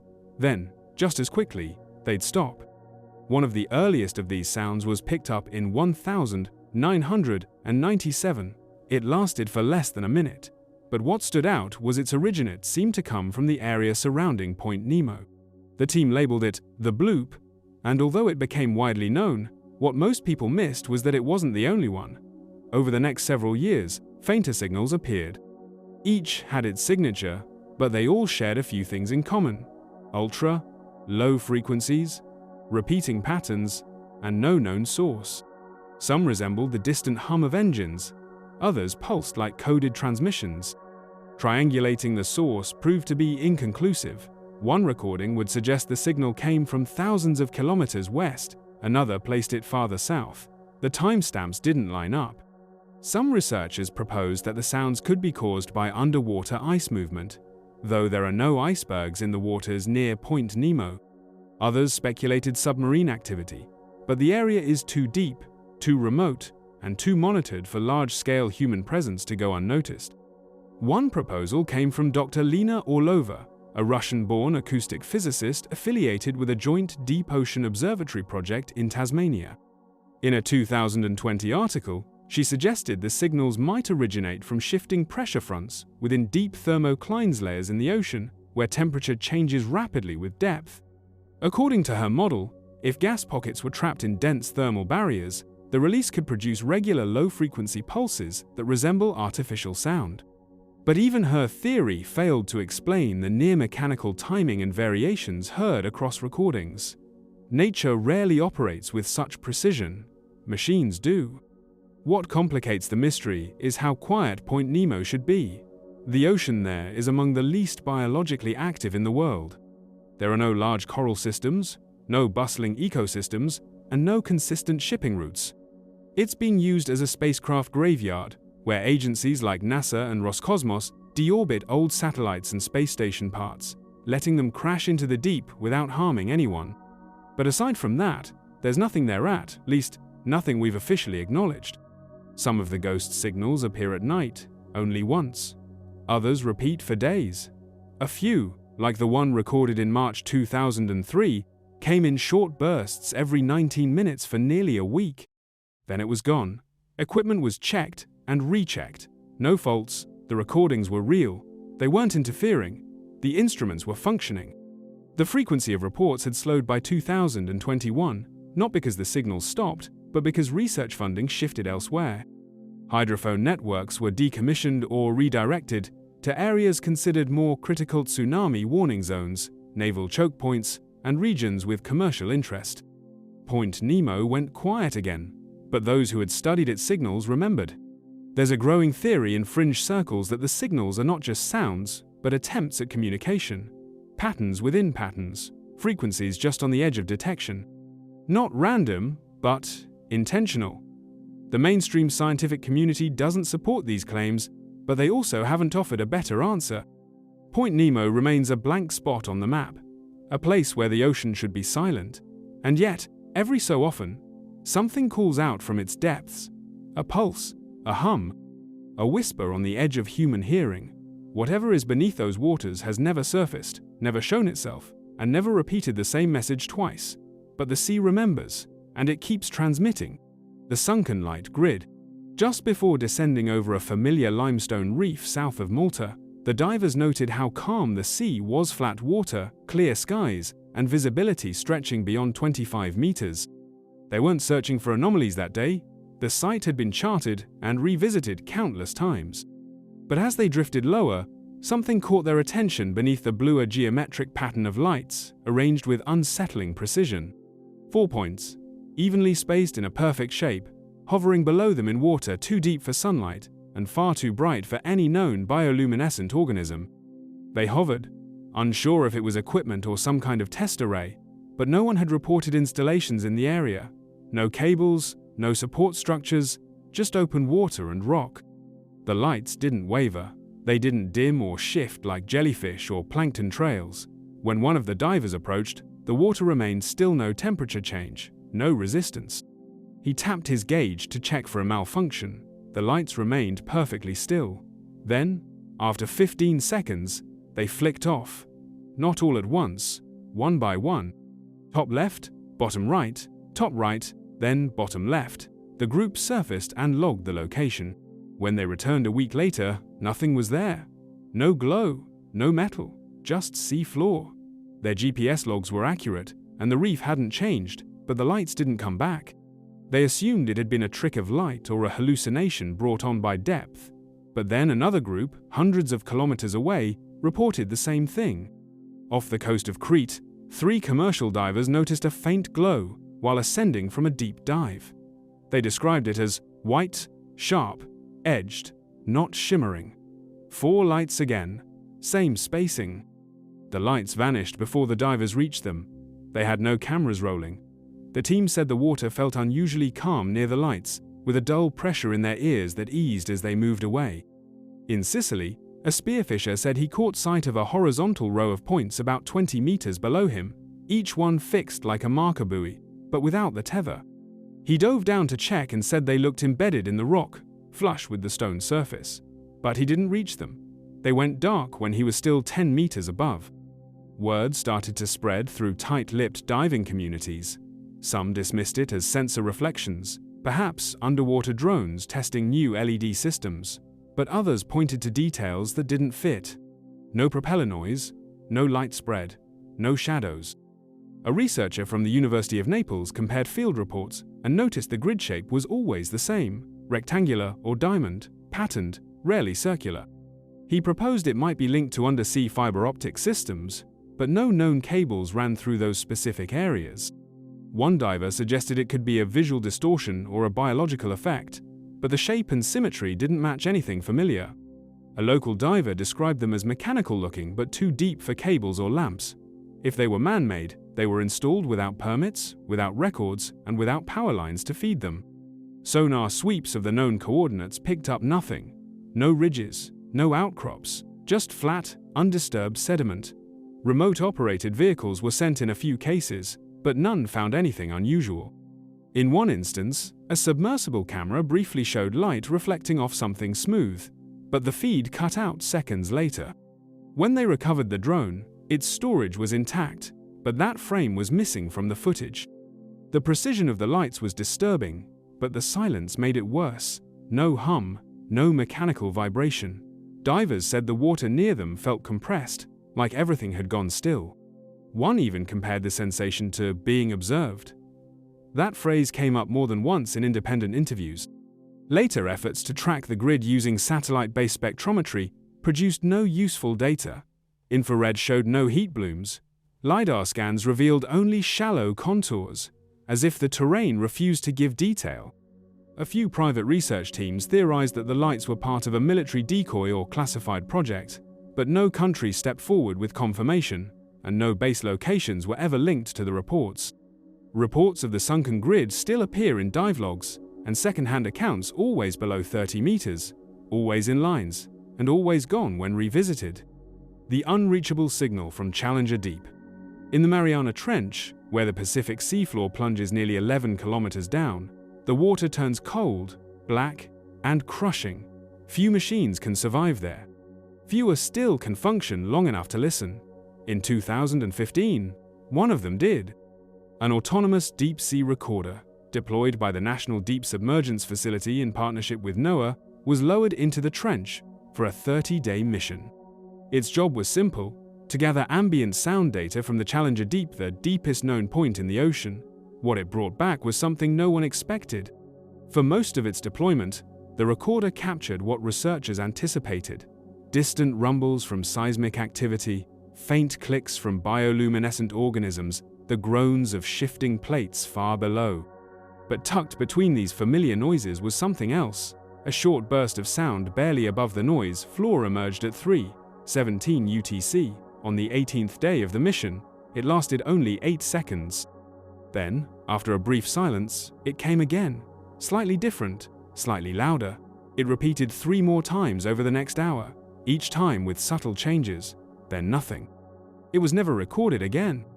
The signal didn't behave like any kind of biological call. No known species produced vocalizations with this kind of structure, and the irregularities typical of marine communication were completely absent. It wasn't seismic either. The waveform revealed something different: smooth rise and fall curves, consistent frequency bands, and a type of modulation that suggested design. The pattern was rhythmic, but not in any way that felt natural. More like a transmission measured, deliberate, and somehow wrong for the deep. Back on the surface, the data was processed by a team at Woods Hole Oceanographic Institution. The technician who first flagged the signal, Grace Hanley, described it as eerie but precise. Like something that was meant to be heard, but not understood. When analysts tried to match it against known databases' naval equipment, whale song, geological tremors, they came up empty. The pattern didn't align with anything artificial either. There were no harmonics from propellers, no acoustic signatures of submarines or undersea drills. replicating the signal proved impossible. Several months later, a follow-up mission dropped another recorder to the same location. That one stayed for 40 days. It picked up nothing unusual. Not a single repeat of the strange transmission. The team widened the search radius, placing hydrophones at 3 additional points along the trench in early 2016. Still, silence. Whatever it was, it had only spoken once. There was speculation about an equipment glitch, the kind of malfunction that might inject stray data into the recording, but the recorder had passed all post-retrieval diagnostics. Its internal clock, sensors, and storage systems were intact. There were no data losses, no signs of electrical interference, and no distortions elsewhere in the log. The signal had been clean, uncorrupted, and captured. Others proposed a geological explanation, a rare type of rock resonance triggered by an unknown pressure shift. But even that theory lacked supporting data. No tremors, no movement, no thermal anomalies were detected before or after the signal. The ocean floor, according to satellite altimetry and deep sonar scans, had remained still. Challenger Deep is not just deep, it's almost unreachable. The pressure exceeds 10 times that at the surface, and even the most advanced machines can barely survive there. Few human descendants have ever succeeded, and no infrastructure reaches that far down. It's one of the quietest places on Earth, and yet, something made itself heard. A few years later, a team from the University of Tokyo attempted a new expedition using more advanced sensors. Their probe failed, 400 meters down in 2017, crushed by unexpected pressure despite being rated for even deeper exploration. Some blamed a manufacturing flaw. Others quietly noted that a similar model had worked fine in shallower parts of the trench just months earlier. Since then, interest in the anomaly has faded. Funding moved on to more practical projects, coastal erosion, climate monitoring, and fisheries management. The signal from Challenger Deep remains a footnote in acoustic archives, labeled only as Unresolved Event 2015-3. There are places in the ocean where even our most advanced tools can only listen, and even then, just barely. In one of those places, at the farthest edge of what we can reach, something called out once. A voice, a pulse, a pattern heard only by a machine drifting in the dark. And then, silence. The slow-down sound. Deep in the South Pacific Ocean, a long, descending sound was recorded by NOAA's underwater listening network OWN that in 1997 began high and fell lower and lower until it disappeared. It began too sharply for a whale, too smoothly for an earthquake, and slowly dropped in frequency over several minutes, as if something massive were losing momentum in deep water. The sound wasn't short and it wasn't scattered. It traveled with weight, cutting across thousands of kilometers before fading. The team that captured it gave it a simple name, the Slow Down. On May 19, autonomous hydrophones spread across the eastern Pacific captured something unusual from the deep. The source wasn't near the surface. It seemed to come from far below, well past the reach of normal weather noise or surface interference. Analysts at the Pacific Marine Environmental Laboratory were the first to examine it in detail. The waveform showed a smooth, unbroken arc, starting in the higher frequencies and gliding steadily downward, like a deceleration too slow and steady to be natural. One early theory pointed to ice, possibly a large iceberg scraping along the seafloor, but the coordinates didn't support that. The sound came from an area far from known ice activity. And while glaciers can sometimes produce long groans when they fracture or grind, those events are jagged and irregular. This wasn't. The Slow Down had a structure, a pacing, and a reach unlike any cryoseismic event NOAA had ever recorded. The signal was strong enough to be detected by multiple hydrophones spaced more than 50 kilometers apart. Whatever caused it, it was loud. There were no earthquakes at the time, no seafloor eruptions, no storm systems nearby, just the signal starting strong, drifting downward, and then gone. The total duration was about 7 minutes. Long enough to rule out most natural explanations, and too smooth to match anything mechanical. It didn't echo like submarine engines or undersea construction.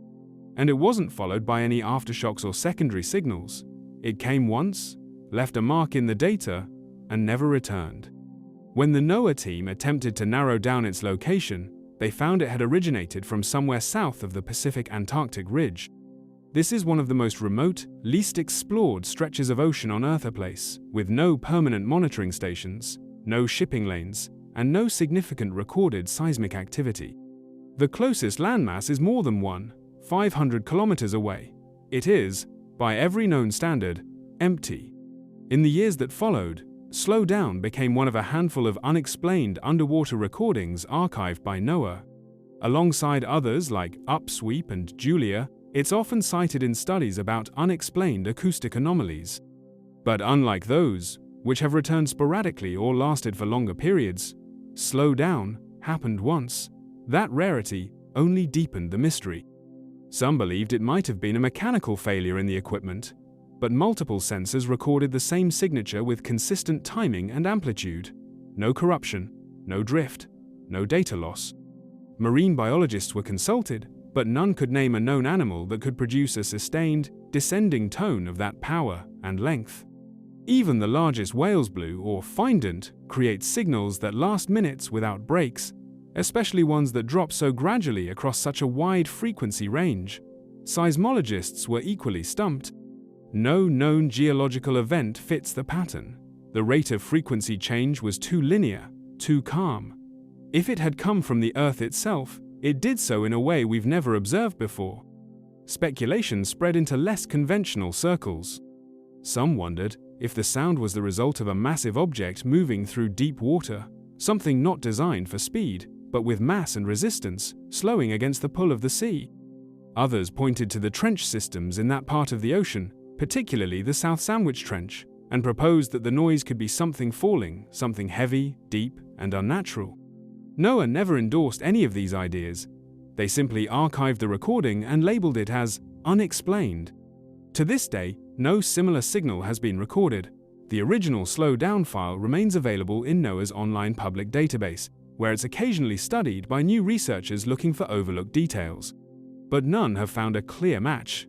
The data remains clean. The origin remains unknown. The Slow Down was heard once, recorded by chance, and never again. Its source remains buried somewhere in the deep, unrepeated, unclaimed, and unexplained. The disruption of the Gulf Stream. For just over 9 minutes in late July 2021, something happened in the Atlantic Ocean that shouldn't have. The Gulf Stream, one of Earth's most powerful and stable ocean currents, briefly reversed direction. Not slowed, not redirected, but fully reversed. It wasn't a computer glitch. It wasn't a misreading. Multiple monitoring points along the mid-Atlantic picked it up, a complete inversion of flow.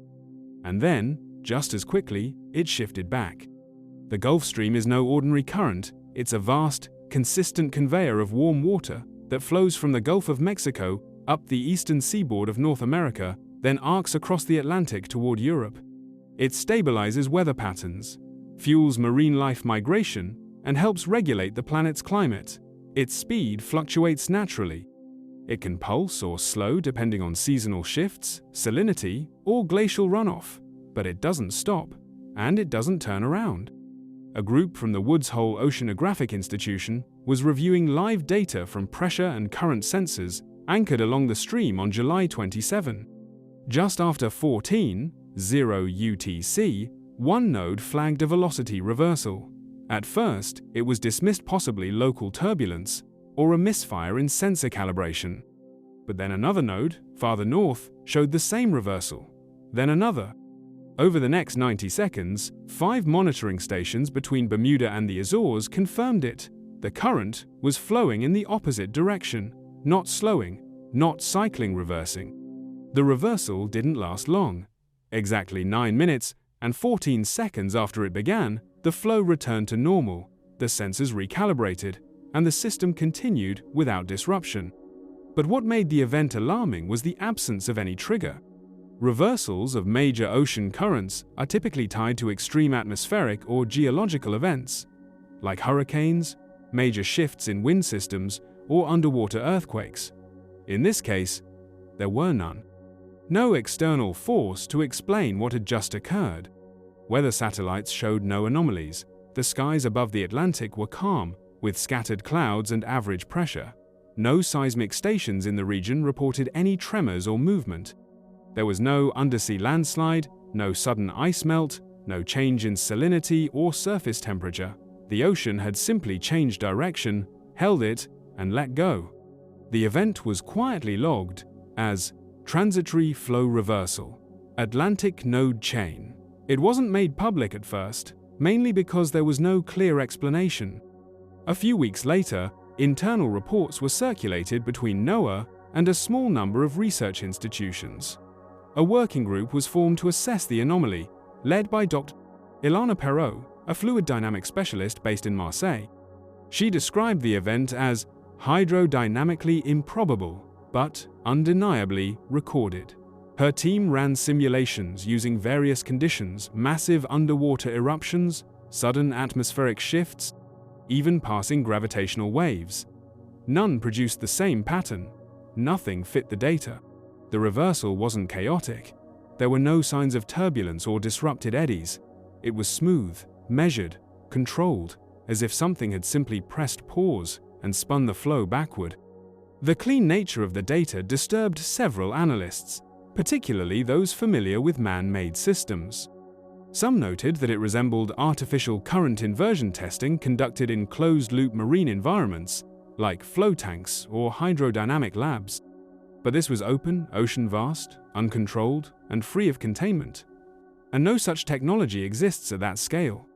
A naval liaison attached to the group later confirmed that no submarines, drills, or classified underwater operations were known to be in the area at the time.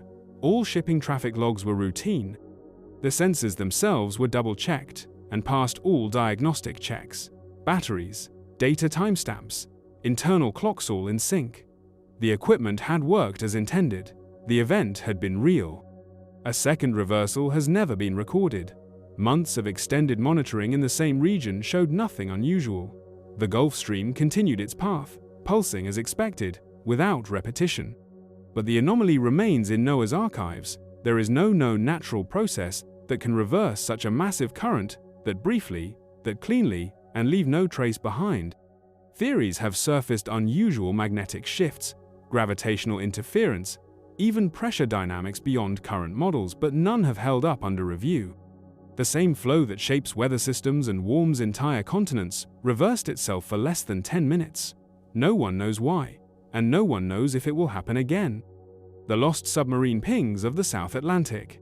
In the waters between the southern tip of Africa and the coast of Brazil, sonar operators have been hearing something they can't explain. Short, sharp pulse each, lasting less than 2 seconds, bounce through the deep and vanish. They come in pairs or trios, perfectly timed, spaced apart by intervals too exact to be natural. To trained ears, they sound like standard submarine pings, but whenever vessels are dispatched to investigate, there's nothing there. The first known report came in early 2006 from a Brazilian naval monitoring station near Ilha da Trindade. A routine sweep picked up a 3-pulse echo just south of the mid-Atlantic ridge, consistent with an active sonar sweep from a fast-moving vessel. Contact was lost after 90 seconds. No surface ships were in the area. Satellite tracking showed no nearby activity, and Brazil's submarine fleet reported no operations in the region. The event was marked as unexplained and shelved. But it didn't stop. Over the next several years, similar pings were detected in deep-water corridors between South Georgia Island, Tristan da Cunha, and the Argentine basin. Always the same, clean pulses, separated by precise gaps, echoing at depths that matched known submarine activity, but with no corresponding craft, movement, or wake. The pulses never lasted long.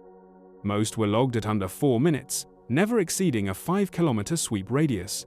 No signatures of propulsion, no thermal trails, just the sound, and then silence.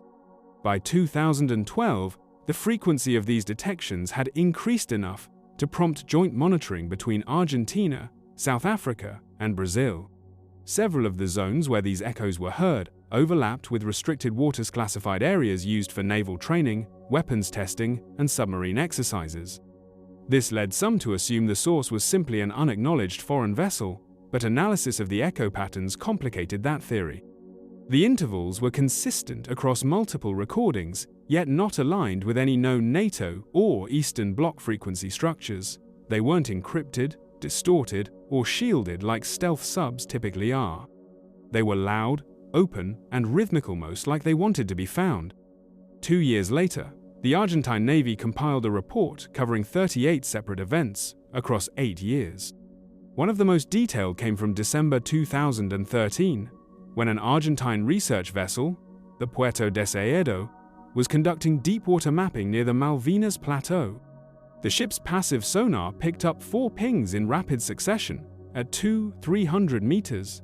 The signals were triangulated to a stationary point about 11 kilometers away.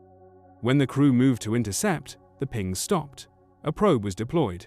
It recorded nothing unusual, no metal signatures, no changes in temperature or salinity. The seafloor was undisturbed. South Africa's Navy experienced a similar event in 2016, while running drills near the Walvis Ridge. Submarine SAS Queen Modjadji picked up a ping just before entering a deeper trench.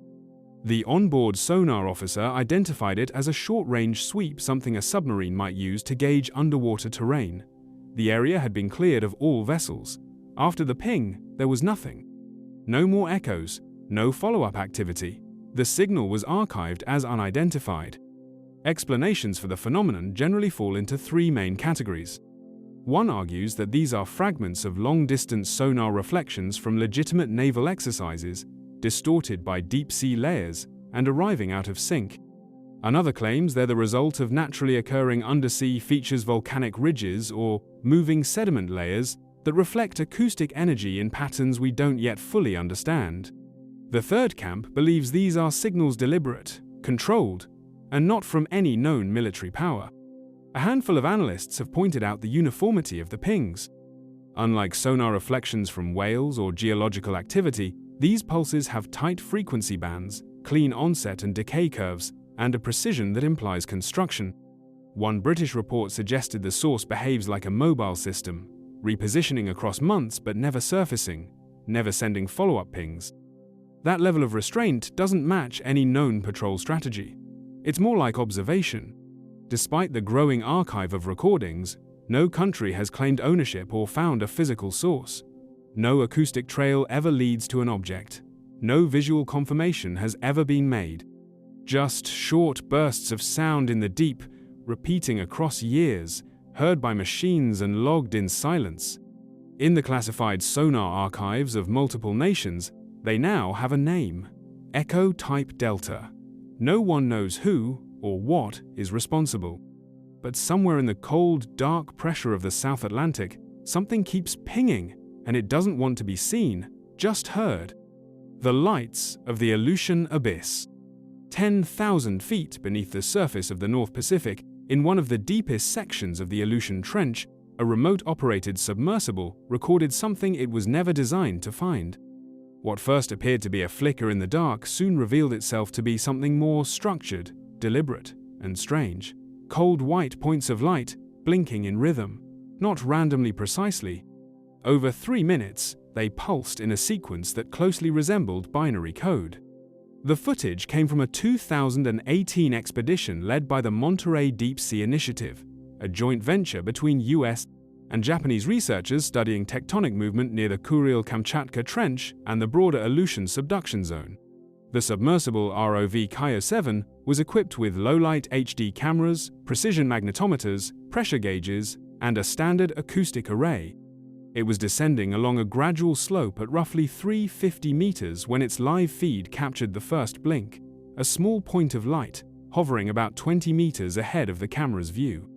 It flashed once, then twice, quickly, then paused.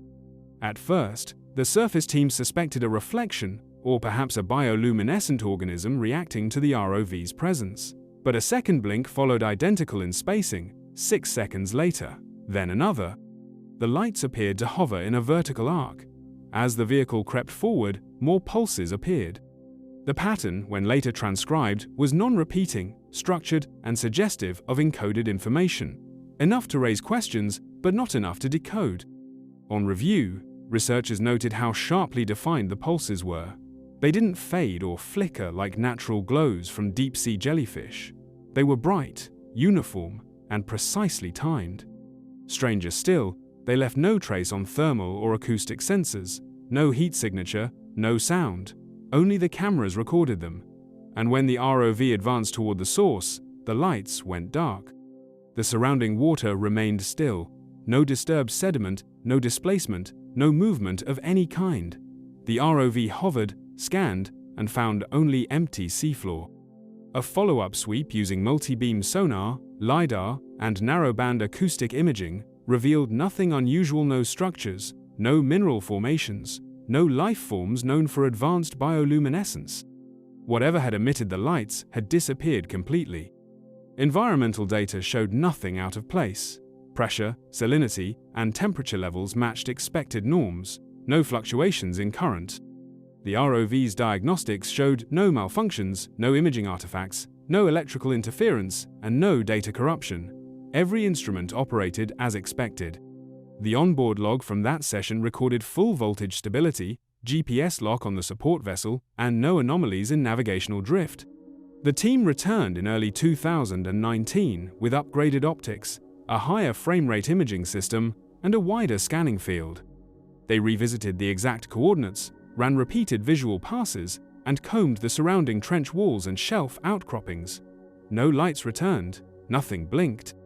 There were no anomalies, no echoes, no unusual chemical readings, not a single signal. One theory suggested an undiscovered species capable of controlled luminescence, but biologists were doubtful. Most bioluminescent patterns serve known purposes: luring prey, deterring predators, and attracting mates. They're messy, adaptive, and often organic in timing. These lights had structure, clarity, and discipline, something natural systems rarely display in such form. Another group considered mechanical reflection, perhaps from particles or equipment artifacts, but the consistency of the interval sand, the complete lack of environmental disturbance challenged that too. Each pulse had a sharp onset and clean decay. No scattering, no distortion, no secondary light halo in the water column. An analyst at the University of Tohoku ran the footage through VLF signal analysis software, which flagged the blink intervals as similar to communication formats used in long-range underwater transmission. These signals typically originate from naval platforms or scientific instruments, but in this case, no transmitter was found, no acoustic origin, no human presence had been logged in the area at the time. The Aleutian Trench lies far from undersea infrastructure. No military drills were reported, and no oceanographic experiments were active in the region. There are no fiber lines or seismic networks within range. By every available measure, the ROV had been alone. The footage was eventually archived under the label Visual Anomaly, Binary Characteristics. It still exists in internal databases, occasionally reviewed but never explained. The lights blinked, paused, then disappeared like a message left in the dark, its sender and meaning still unknown. The drag marks across the ocean floor. At a depth where sunlight has never touched and pressure could crush steel, a research expedition stumbled onto something that didn't belong. While conducting a sonar mapping survey of the South Pacific seafloor in 2015, a team aboard the Kairei, a Japanese deep-sea research vessel, noticed strange inconsistencies in the data. What looked at first like linear depressions turned out to be something far more unusual: wide, continuous gouges stretching across the ocean floor. Not just one or two, but a series of them, running nearly parallel for dozens of miles. Some were shallow, others cut deep into sediment layers that hadn't been disturbed in thousands of years. The gouges varied, some nearly 6 meters wide, dipping over 2 meters into the soft sediment. Others seemed fresher, with raised ridges along the edges as if something enormous had passed through recently, dragging with weight and direction. The patterns were too structured to be random, yet too irregular to be a part of any known geological fault or tectonic shift. The trench where they were discovered lies over 4.0 meters deep, near no known mining activity or undersea cables. Nothing should have moved with that force, that straightness, at that depth. The Kairei team logged the coordinates and conducted a follow-up with side-scan sonar to produce higher resolution images. The visuals showed striations, grooved tracks flanked by disturbed sediment. They weren't shaped like lava flows or glacial scrapings. No signs of volcanic activity or plate movement appeared. No seismic event had been recorded that could account for such linear displacement, just gouges. Long, heavy, and seemingly deliberate. In the following months, researchers at JAMSTEC, Japan's Agency for Marine Earth Science and Technology, reviewed data from earlier surveys. A 2003 mapping mission in the nearby Tonga Trench showed a similar patternless, extensive, but unmistakably related. Two parallel trails, each about 4 meters across, spaced evenly like tracks left behind by twin treads. At the time, they had been dismissed as artifacts of outdated sonar resolution. But with new imaging, they matched almost exactly. Speculation began to circulate about what could cause such marks. Ancient landslides were considered, but sediment layering ruled that out no buildup, no debris fan, no source slope. A drifting glacier dragging debris from a distant polar region was also proposed, but the location made that implausible. The trench lay thousands of kilometers from the nearest glacial shelf, and no known currents could have delivered such a massive object undisturbed. Marine life was considered. Even the ocean's largest creatures, like giant squid or deep-dwelling sharks, have been found at similar depths, but nothing biological explains these gouges. The spacing was too broad, the direction too consistent. Whale carcasses are known to sink and shift along the ocean floor, but they leave behind irregular indentations, not straight-line trenches that stretch for kilometers. There were no bones, no remnants, no trace of decay. One team from the University of Western Australia proposed a mechanical explanation. Their theory involved a lost deep-sea probe or failed equipment module, dragged by a current or caught in an undersea slump. But no records matched. No device had gone missing in the region, and the required mass to leave those tracks would have demanded a size and density far beyond any unaccounted object. More importantly, the trails didn't end in debris or an impact point. They just stopped, as if whatever made them had lifted off or vanished. A private oceanographic firm conducting mineral surveys near the same trench in 2017 reported a new set of gouges shorter but deeper and intersecting with one of the earlier paths. Their ROVs filmed the trench directly. No debris, no tools, no recognizable features, just disturbed sediment trailing off into darkness. The gouges were not made public, not officially, but they've appeared in restricted conference briefings, quietly passed between institutions. The working theory? Unknown movement, possibly mechanical, possibly not. Something that travels along the seabed not drifting, but choosing a path, and heavy enough to cut through mud and rock without slowing. Today, these marks are logged under generic file codes in bathymetric archives. No names, no classifications, just coordinate strings and depth profiles. The area remains unmapped in high resolution beyond those passes. Whatever carved those paths left no signature but the trail itself. No sound, no signal, no residual heat or radiation.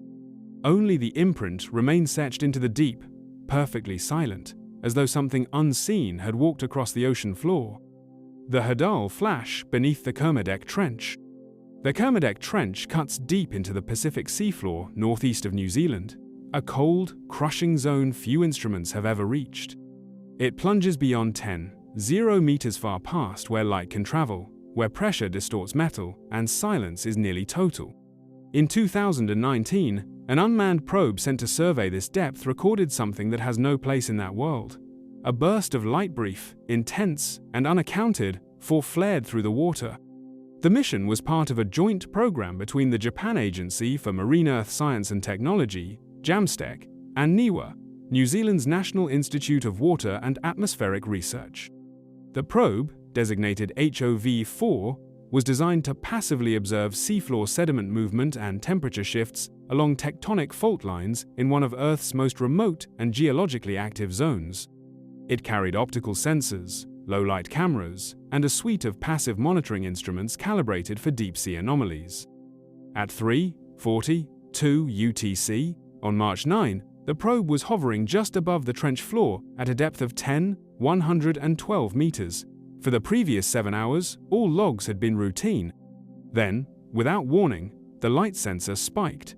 For just under 3 seconds, it registered a sharp rise in local illumination, so strong that the automatic gain control briefly maxed out. The onboard camera caught it too, A white flash filled the left side of the frame, stretching across the water column before fading. Nothing preceded it. Nothing followed. The probe's internal diagnostics showed no malfunction. There was no battery surge, no LED activation, no magnetic disturbance. Redundant sensors confirmed the flash was external. The camera lens had not been exposed to backscatter, nor were there any signs of electrical arc. The pressure sensors showed no shift. In every other way, the environment remained stable and undisturbed, right up until the light appeared. When the data was transmitted and reviewed on shore, researchers assumed a logging error, but multiple backups recorded the same event. The light wasn't an illusion or a reflection. It was real, and it had occurred in a place where light simply shouldn't exist. Bioluminescence was briefly considered, but deep-sea organisms emit faint, often blue-green pulses used for mating, camouflage, or prey attraction. None produces light at this intensity or speed, and none are known to live at that extreme depth. The flash did not match any natural patterns of marine signaling. It lacked color modulation. It was stark white, with a sharp onset and fall-off curve more like artificial illumination. Geological explanations fared no better. No seismic activity had occurred in the region for weeks. There were no nearby hydrothermal vents, no methane eruptions, no documented gas releases. Those kinds of events tend to cloud the water, disturb sediment, or produce chemical traces.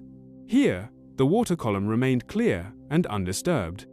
Another probe launched to the same coordinates 11 days later found no visual anomaly, no disruption to the seabed, and no repeat of the flash. Water samples taken at depth returned nothing unusual. Salinity, pH, and temperature were unchanged. The sediment showed no recent disturbance. No thermal traces remained, and no background radiation levels exceeded norms for the region. Several researchers compared the light profile to known artificial sources. One possibility raised was a deep-sea electrical discharge, perhaps a power failure in a previously unknown wreck or probe. But no equipment had been lost in that sector. There were no sunken vessels, no black boxes, no debris on sonar. The nearest known crash site lay more than 800 kilometers away. One analyst from the University of Tasmania proposed that the flash bore similarities to strobes used in autonomous navigation systems, but such systems would require a host device, and if one had been present, it should have triggered sonar or acoustic signatures. Nothing had. The footage and sensor logs were quietly circulated between partner institutions. Though it remained unannounced to the public, it found a name in internal databases: Event KT19. The designation simply marked its time and locaciono explanation, no assigned category, and no evident cause. Its origin remains unexplained even now. There is no accepted theory, no model that fits. Something far below the edge of human reach released a burst of light. Not heat, not pressure, just visibility out of nowhere, for 3 seconds, and gone. In a part of the world untouched by sunlight since the beginning of time, something shone. The unexplained clicks beneath the Ross Sea. In the cold waters off Antarctica, where the seafloor drops sharply into the Ross Sea abyss, something was heard moving that no one could see. A pattern of clicking pulses, sharp, fast, and unnervingly pressure-traveled across hydrophone networks, placed to monitor iceberg movement, cetacean migration, and under-ice seismic shifts. These weren't echoes from whales or ice fractures. They moved with purpose. They followed no known pattern. The first sequence was logged in July 2016, when darkness covered the region nearly 24 hours a day. At a remote monitoring station southeast of Beaufort Island, hydrophones maintained by NIWA and the British Antarctic Survey picked up a clean acoustic burst: 4 quick clicks, a short pause, and then 4 more. Each pulse lasted less than 30 milliseconds, yet all shared identical frequency and shape. The interval between bursts, 1.7 seconds, remained perfectly consistent over nearly 9 minutes. What stood out wasn't just the timing, but the movement. The signal transitioned between 5 hydrophones spaced along the western slope of the Ross Sea basin, covering almost 40 kilometers in just under 5 minutes. That velocity suggested something faster than any known marine animal at that depth, and yet it never created wake noise or turbulence, typically associated with propulsion. The initial theory pointed to a biological source. Many deep-diving species use echolocations. Perm whales, beaked whales, and some species of squid, but the waveform didn't match. Whale clicks typically vary with age, behavior, or stress. These didn't. There was no fading with distance, no environmental distortion. Everything about the signal suggested something artificial, but no vessel had been registered in the area, and no research activity was logged at the time. During analysis, researchers noticed the frequency sat narrowly within a band, typically reserved for acoustic telemetry, a system used by some oceanographic instruments to send data wirelessly through water. But the spacing between pulses didn't match any known telemetry code. It lacked handshaking signals. There was no source ID, just raw bursts of sound, cycling over and over. 3 months later, another occurrence. This time, the source was near the Balani seamounts, further east, near a deep trench that had only been sparsely mapped. Again, the pattern emerged 5 clicks. A gap, 5 more. But the spacing had changed, 2.3 seconds this time, and the waveform was slightly compressed. It moved northeast, passed over 2 recording stations near the slope of the continental shelf, then vanished without a trace. Using digital analysis tools, the Otago team examined both sets and detected something that didn't quite fit. The frequency drifted by less than 0.01 Hz over long distances. That kind of consistency is nearly impossible in natural systems, where sound travels through layers of variable temperature, salinity, and density.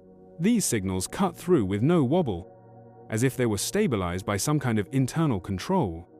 Not long after, acoustic specialists began comparing the pattern to early underwater signaling protocols, specifically those used before broadband modulation became common. The spacing mirrored legacy frequency shift keying models, but there was no hardware present to send it. No infrastructure, no relay, no listening station, just open sea. Other explanations emerged. Some suggested that the clicks came from deep geological interactions, subduction events, or methane vent activity.